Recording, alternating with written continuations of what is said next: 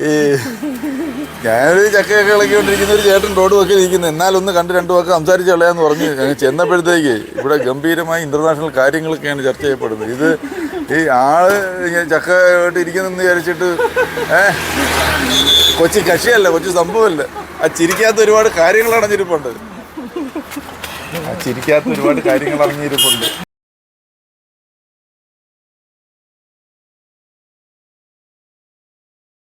കൊള്ളാം, നല്ല നല്ല അടിപൊളി ചക്ക.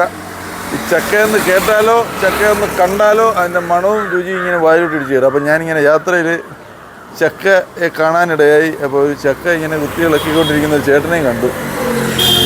എന്തുണ്ട് വിശേഷങ്ങൾ? സന്തോഷമാണ്. ചൂടുണ്ട്, ശരീരമൊക്കെ വിയർക്കുന്നു. തൊഴിലതാണല്ലോ. അതെ അതെ. ഇത് ഇളക്കിയെടുത്ത് ഇതിന്റെ ഇത് ഓരോരോ പഴമായിട്ടാണ് വിൽക്കുന്നത്? അല്ല, പിന്നെ ഞങ്ങള് അത് അവിടെ ഇരിക്കുന്നുണ്ട്. 20 രൂപയ്ക്ക് വാരി ആളുകൾക്ക് വിൽക്കും ചെയ്യും. പിന്നെ ബാക്കി ഇത് വറുത്ത് നമ്മൾ തന്നെ വറുത്ത് ചിപ്സാക്കി കൊടുക്കും. അത് നമുക്ക് കഴിക്കാം. നമ്മൾ വെളിച്ചെണ്ണയിൽ തന്നെയാണ് വറുക്കുന്നത്? അല്ല, ഞങ്ങൾ പ്യുവർ പാമോയിലാണ് വറുക്കുന്നത്. ശുദ്ധീകരിച്ച പാമോയിൽ. ശരി ശരി ശരി. തേങ്ങ വെളിച്ചെണ്ണയിൽ വറുത്ത് കഴിഞ്ഞാൽ അത് 3-4 ദിവസം കഴിയുമ്പോൾ അത് ചീത്തയായി. ശരി. അറിയാവുന്നവർക്ക് അപ്പൊ അത് കുറച്ച് ദിവസം നിൽക്കണമെങ്കിൽ പാമോയിൽ തന്നെ വറുക്കണം. അപ്പൊ ഇതൊരു അറിവാണ് കേട്ടോ. വെളിച്ചെണ്ണ വറുക്കാൻ അന്ന് തന്നെ തിന്ന് തീർത്തോണം. വെളിച്ചെണ്ണ വറുക്കാൻ അന്ന് തന്നെ തിന്ന് തീർത്തോണം. ഇത് മറ്റും നമുക്ക് 20 ദിവസം ഗ്യാരണ്ടി പറഞ്ഞു കൊടുക്കാം. 20 ദിവസം വരെ ഇരിക്കും. രണ്ടിന്റെയും വ്യത്യാസം. ഇതിപ്പോ നല്ല പഴുത്താണ്, വിളഞ്ഞാണോ? നന്നാ വിളഞ്ഞ പഴുത്തതല്ല, വിളഞ്ഞ്. അപ്പൊ ഇത് നല്ല വിളഞ്ഞ നമുക്ക് വറുക്കാൻ പറ്റിയ വരുമോ അല്ലേ? അതെ, വറുക്കാനും കറി വയ്ക്കാനും എല്ലാത്തിനും. ചേട്ടൻ്റെ പേരെന്താ? എൻ്റെ പേര് സത്യൻ. നമ്മ പണ്ടൊരു നടനുണ്ടായിരുന്നു സത്യൻ. അഭിനയിക്കുമല്ലോ ചെയ്യുമോ?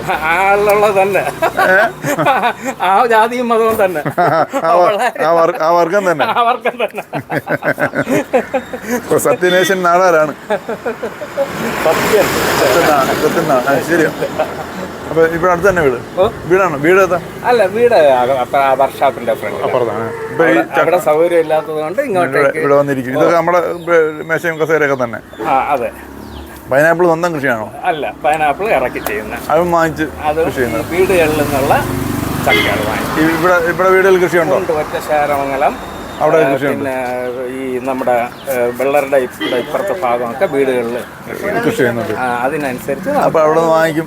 നമ്മൾ അവിടെ നിന്ന് വാങ്ങിക്കുന്നത്? അവിടെ നിന്ന് വാങ്ങിക്കും. അപ്പൊ സംഭവം എന്തായാലും അതെ, മുതലാളിന്ന് വിളിക്കണോ? അങ്ങനെയാണോ? പറഞ്ഞ് ഏൽപ്പിച്ചിട്ടുണ്ടോ? ഇനി വന്നേ, എവിടെ പോയി? പ്രവേശനോത്സവം കഴിഞ്ഞ് വരുവാണോ? സ്കൂളിൽ പോയിട്ട് വരുവാണോ? പ്രവേശനോത്സവം കഴിഞ്ഞ് വരുവാണോ? എന്തുവാ ഇത് മിണ്ടാതെ നിൽക്കുന്നത്? ബലൂൺ കിട്ടിയപ്പോഴത്തേക്ക് എല്ലാം മറന്നു. സ്കൂളിൽ എങ്ങനെ ഉണ്ടായിരുന്നു? കരച്ചിലൊന്നും ഇല്ലായിരുന്നില്ല? സ്മാർട്ടായിട്ട് പഠിക്കണം കേട്ടോ. ശരി എന്നാ. അപ്പോൾ നമ്മൾ ഈ ചക്ക പിന്നെ നാട്ടിൻ പുറത്ത് തന്നെയാണെന്ന് തന്നെ പറയേണ്ട കാര്യമില്ല. മാക്സിമം ഇവിടെ അങ്ങനെയാണ്. ഞാൻ ചെയ്യുന്ന ഏകദേശം സാധനം പുറമേ എന്നുള്ളതായിരിക്കില്ല, നമ്മുടെ നാടുമായി ബന്ധപ്പെട്ട മാത്രം. അപ്പോൾ ഈ സത്യൻ ചേട്ടന് പ്രധാനം ചക്കയും പൈനാപ്പിളും തന്നെ, അതോ സീസൺ മാറുമ്പോഴത്തേക്ക് വേറെ പരിപാടിയിലേക്ക് സീസൺ മാറും? അടുത്ത പരിപാടി മാറുന്നതെന്ന് പറഞ്ഞാൽ പേരക്കയുടെ സീസൺ വരുമ്പോൾ പേരക്ക എടുക്കും. പേരക്ക പിന്നെ നാട്ടിൽ അധികം ഇല്ലല്ലോ. പേരക്ക നമ്മുടെ ഇവിടെ ഇല്ലെങ്കിലും കന്യാകുമാരി ജില്ലയിലുണ്ട്. തമിഴ്നാട്ടിൽ കന്യാകുമാരി ജില്ലയിൽ അതുപോലെ തന്നെ കന്യാകുമാരി ജില്ലയിൽ നമുക്ക് വിശ്വാസമുള്ള പാർട്ടികളുണ്ട്. അവർ നമുക്ക് മാങ്ങ തരും.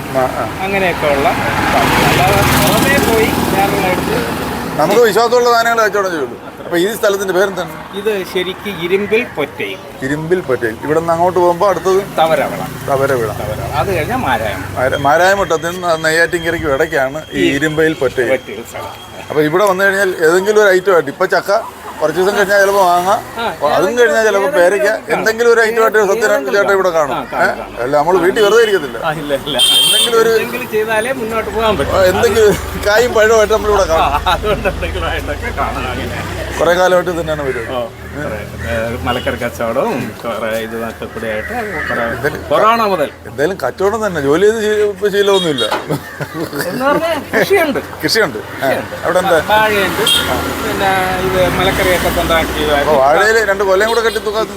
അല്ല, അത് നമ്മൾ ഈ അടുത്ത ബിസിനസ്സുകാരനെ ഒരിക്കലും. അപ്പുറത്ത് കൊല ബിസിനസ് ഉണ്ടോ? അവിടെ നമ്മൾ പരസ്പരം ഒരു ധാരണയിൽ കൂടെ തന്നെ പോകുന്നത്, ആരും ദ്രോഹിക്കാതെ. ആർക്കും ഒരു ശത്രുതാ മനോഭാവം വരാൻ പാടില്ല. നമ്മൾ ലാഭം കിട്ടുമെന്ന് പറഞ്ഞ് ബാക്കിയുള്ളവരുടെ ലാഭം കളയരുത്.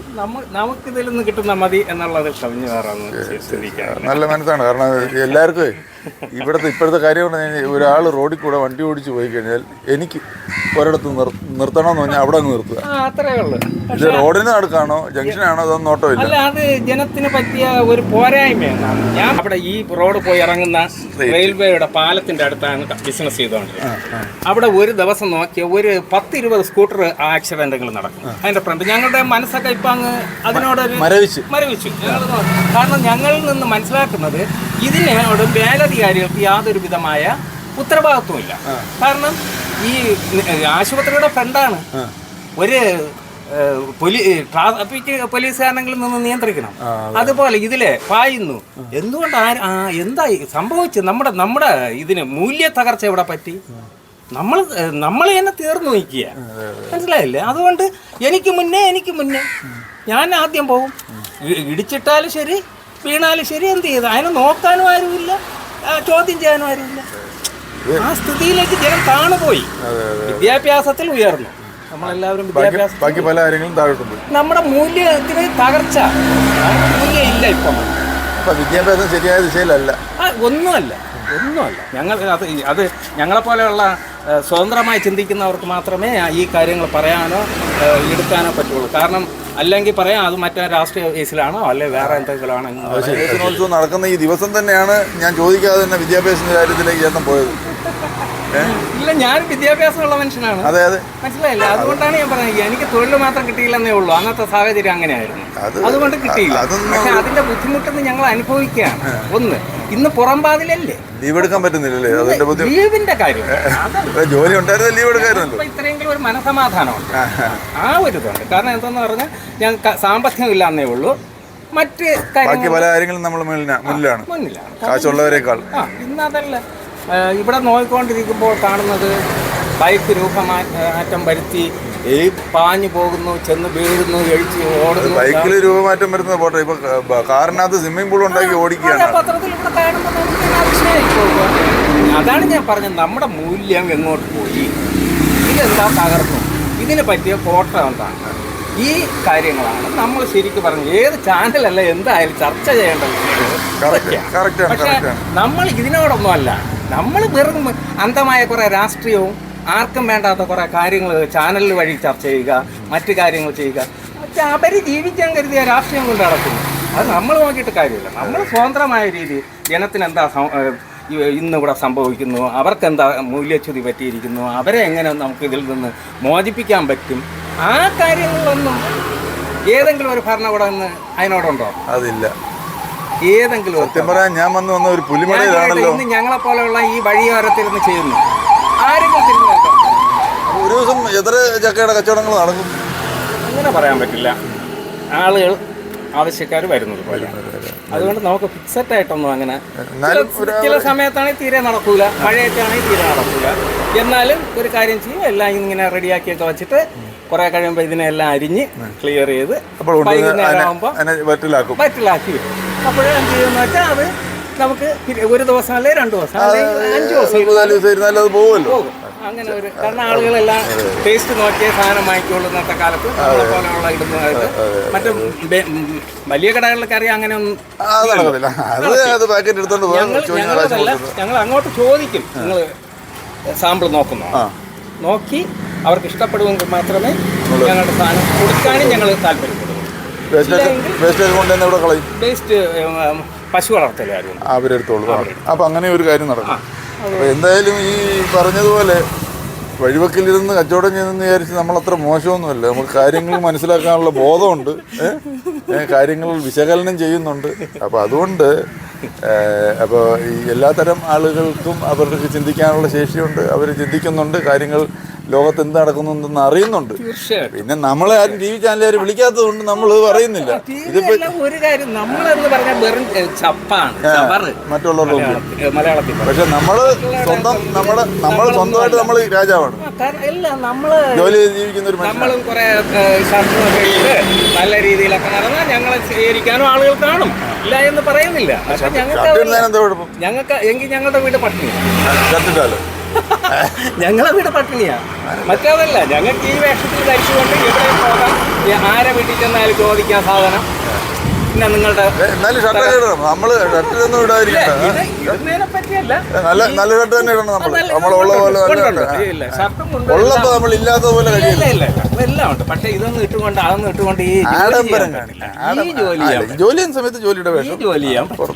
ഇത് നമുക്ക് ഈ പറഞ്ഞതുപോലെ തന്നെ ഇത് നമ്മുടെ ശരീരമായിട്ടുള്ള ബന്ധത്തിൽ എന്നെ സംബന്ധിച്ചെന്ന് പറഞ്ഞ് ഞാൻ ഒരു വലിയ ബി പി പേഷ്യൻ്റ്. മനസ്സിലായില്ലേ? വലിയ ബി പി ഒക്കെ പോട്ടെ. ഞാൻ അതുകൊണ്ട് ഒരിക്കലും വെറുതെ ഇരിക്കുകയില്ല. ആകുന്ന അത്രയും എന്തെങ്കിലുമൊക്കെ ജോലികളൊക്കെ ചെയ്ത് അങ്ങനെ കുടുംബങ്ങളും നോക്കി അങ്ങ് പോകുന്നു.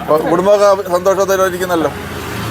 സന്തോഷം പറഞ്ഞാൽ സാറ് ചിലപ്പോൾ ഓടിക്കളയും. അത്രയ്ക്ക് സന്തോഷമാണ്. അത്രയ്ക്ക് സന്തോഷമാണ്. കാരണം ഞാൻ വിവാഹം കഴിച്ച നാൾ തൊട്ടേ എൻ്റെ കുടുംബത്തിൻ്റെ സന്തോഷം അങ്ങനെയാണ്. കാരണം ഒരു ബാൾബില്ലാതെ ജീവിക്കുന്ന ഒരു വ്യക്തിയായിട്ട് ഞാൻ ജീവിച്ചു. ഇനി ബാക്കി പറയണ്ടല്ലോ. 39 വർഷം ഭാര്യ 2 സർജറി കഴിഞ്ഞു. ഇനി ഓപ്പൺ സർജറി വെച്ചിട്ടുണ്ട്. അതും വേണം. പക്ഷെ അത് ചെയ്യാൻ 4.25 ലക്ഷം രൂപ വേണം. ആ സാമ്പത്തിക പരാധീനതയിൽ മുന്നോട്ട് കാത്തിരിക്കുകയാണ്. അത് ഒരു ദിവസം പോലും എങ്ങനെ പോകുന്നതെന്ന് നമുക്കറിയില്ല. അതൊന്നും ഞങ്ങളുടെ കയ്യിലല്ല, അതൊക്കെ ദൈവത്തിൻ്റെ കയ്യിലാണ്. പക്ഷേ നമ്മൾ ചെയ്യാനുള്ള കാര്യങ്ങൾ ചെയ്തുകൊണ്ടിരിക്കുന്നു. അതുകൊണ്ട് ആ ബുദ്ധിമുട്ട് ഒരു ദിവസം മരുന്ന് വാങ്ങണമെങ്കിൽ 400 കിലോമീറ്റർ വേണം. അതിനൊക്കെ വേണ്ടി നമ്മൾ ജോലി ചെയ്തേ പറ്റും. നമ്മൾ കിടന്ന് കഷ്ടപ്പെട്ടാലേ പറ്റും. കാരണം ഒരു ജീവിതമല്ലേ, ഒരു ജീവനല്ലേ. ആ ജീവനെ നമുക്ക് കളയാൻ പറ്റില്ലല്ലോ. തീർച്ചയായിട്ടും. പിന്നെ ഇന്നത്തെ ലോകം അതൊന്നും അല്ല ചിന്തിക്കുന്നത്. ഇന്നത്തെ ലോകം വേറെ ചിന്തിക്കുന്നത്. ഇങ്ങനെ ചേട്ടനെ പോലെ ചിന്തിക്കുന്നവരൊക്കെ കുറഞ്ഞിരിക്കുകയാണ്. ഞാൻ 23-ാമത്തെ വയസ്സിലാണ് അവളെ 3-ാമത്തെ വയസ്സിൽ കല്യാണം കഴിക്കുന്നത്. 25 തൊട്ട് ട്രീറ്റ്മെൻറ്റ് ചെയ്യുന്നു. 1 കൊല്ലം ജീവിക്കുമെന്ന് പറഞ്ഞ വൈദ്യശാസ്ത്രമാണ്. 39 കൊല്ലം ജീവിച്ചു. 60 വയസ്സുമായി. അതിനപ്പുറമായ ഒരു ശക്തി ഉണ്ടെന്നാണ് ഞങ്ങൾ വിശ്വസിക്കുന്നത്. തീർച്ചയായിട്ടും. ആ ശക്തി ഇന്നും ജീവിപ്പിക്കുന്നു. അത്രയോ അതിൽ കൂടി ഞാനും. അതാണ്, ആ ഒരു കരുത്തിലാണ് നമ്മൾ മുന്നോട്ട് പോകേണ്ടത്. അതൊക്കെ നമുക്ക് പ്രതീക്ഷകളും ഒക്കെയാണ് നമ്മുടെ മുന്നോട്ട് നയിക്കുന്നത്. അത്രേ ഉള്ളൂ. ആ ദൈവം മാത്രമേ ഉള്ളൂ എന്നുള്ള ഒരു ഇതില് ഞങ്ങൾ മുന്നോട്ട് പോകും. അപ്പൊ ചേട്ടാ, ഞാൻ ഇത് അസ്തമിക്കുകയാണെങ്കിൽ ഞങ്ങളുടെ കുടുംബം എന്ത് ചെയ്യും? പട്ടിണിയാവും. ദൈവം ആക്കൂല. ഇപ്പോഴും ഇത്രയും സമയം നമ്മളോട് പറഞ്ഞുകൊണ്ടിരുന്നതിൽ ഒരു സമയം പോലും പണിയാതിരുന്നില്ല. ഈ സംഭവങ്ങൾ പല ജോലി ഏതാണ്ട് തീരാറായി. അപ്പം അതാണ് സത്യം ചേട്ടൻ. എന്താ നമ്മൾ ശരിക്കും പറഞ്ഞാൽ ഇങ്ങനെയുള്ള എൻ്റെ യാത്രയിൽ ഞാൻ കാണുന്ന ജീവിതങ്ങൾക്ക് പിന്നിൽ ഓരോ ജീവിതങ്ങൾക്ക് പിന്നിൽ ഓരോ കഥയുണ്ട്, ഓരോ സത്യങ്ങളുണ്ട്. അപ്പോൾ നമ്മൾ അങ്ങനെയൊക്കെയുള്ള സത്യങ്ങൾ കാണാൻ ഇപ്പോൾ സത്യം ചേട്ടൻ്റെ അടുത്ത് എത്തിയത്. അപ്പോൾ ഞങ്ങൾ അല്പസമയം സംസാരിച്ചു. വളരെ സന്തോഷമുണ്ട്. ചേട്ടന് ഹാപ്പിയാണെന്ന് ഞാൻ വിചാരിക്കുന്നു. ഞാൻ എടുത്തായിരുന്നു. അപ്പം ഞങ്ങളൊരു പൈനാപ്പിൾ വാങ്ങിക്കും. വീട്ടിൽ കൊണ്ടുപോകുമ്പോൾ ഞങ്ങൾ വെട്ടി കണ്ടിച്ച് കഴിച്ചോളും. അപ്പോൾ വെളിയിലുള്ളതൊന്നുമല്ല.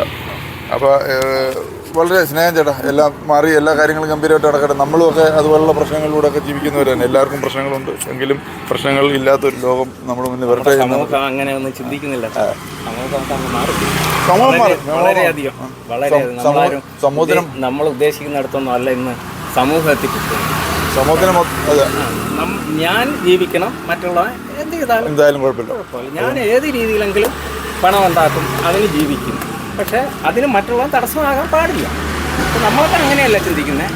എല്ലാവരും ജീവിക്കണം, അതിനോടൊപ്പം ജീവിതം ഒരു ദിവസമാണ് ജീവിതമെങ്കിൽ ആ ഒരു ദിവസം സന്തോഷമായിട്ട് ജീവിച്ച് പോട്ടെ എന്നുള്ള എല്ലാവരും എല്ലാം വെച്ച് അവരോടൊപ്പം നമ്മൾ ജീവിക്കണമെന്നാണ് നമ്മുടെ ചിന്ത. അപ്പം നമുക്ക് സമൂഹത്തിന് മൊത്തം മാറ്റാൻ പറ്റത്തില്ല. അവർക്ക് വേണ്ടി നമ്മൾ മാറാന്നുള്ളേ ഉള്ളൂ. അതാ ഞാൻ പറയാം, സമൂഹത്തിൽ നമ്മൾ ഒറ്റപ്പെടും. എന്തെങ്കിലും നമ്മൾ ഇങ്ങനെയുള്ള സംസാരം തന്നിട്ടുണ്ടെങ്കിൽ സമൂഹം നമ്മളെ ഒറ്റപ്പെടുത്തും. ആ സ്ഥിതിയാണ്. കാരണം അവർ ഇന്നത്തെ ലോകമാണ് ചിന്തിക്കുന്നത്, നമ്മളതല്ല. നമ്മൾ ജീവിച്ചതും വളർന്നതും ഈ പറഞ്ഞ പോലെ ഈ ചക്കയുടെ കരിമുള്ളിൽ മാത്രം മാറ്റിയിട്ട് വേഗിച്ച് തന്ന് അമ്മയും അപ്പനും വളർത്തിയതാണ് നമ്മളെ. ഇതൊന്നും നമുക്ക് സ്വർണ്ണമാണ്. ഞങ്ങൾ നോക്കിയപ്പോഴേ ചക്കയുടെ പുറമേ ഉള്ള പോലെ മുള്ളു പോലത്തെ ഒരാളിനെയാണ് കണ്ടത്. പക്ഷേ അകത്ത് സംസാരിച്ചപ്പോഴല്ലേ അകത്ത് ചക്ക പോലെ മധുരവും മാർദ്ദവുമുള്ള ആളാണ് സത്യം ചേട്ടനെന്ന് മനസ്സിലായത്. ഇത് എനിക്ക് വളരെ ഒരു ശക്തിയായി, ഒരു കരുത്തായി, നല്ല ചില വാക്കുകളാണ് ചേട്ടനിൽ നിന്ന് കേട്ടത്. എന്തായാലും ചേട്ടന് ഉയർച്ചകൾ ഉണ്ടാവട്ടെ, നമുക്ക് പ്രാർത്ഥിക്കും. ഞങ്ങളൊപ്പം ഉണ്ട്. ഞങ്ങളൊന്ന് ഏറാണ്ട് ഒരു പൈനാപ്പിൾ വേണം. ഇത് 23 രൂപ. ഇത് നമ്മൾ വാങ്ങിച്ചു. ഒരു പഴുത്ത പൈനാപ്പിളോ? ഒരെണ്ണം മതിയേ.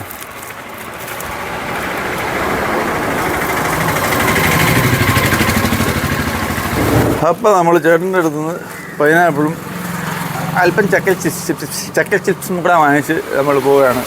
അപ്പോൾ ചേട്ടന് എല്ലാ നന്മകളും വരട്ടെ.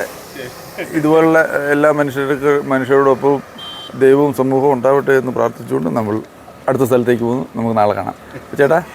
സന്തോഷം. ഓക്കെ.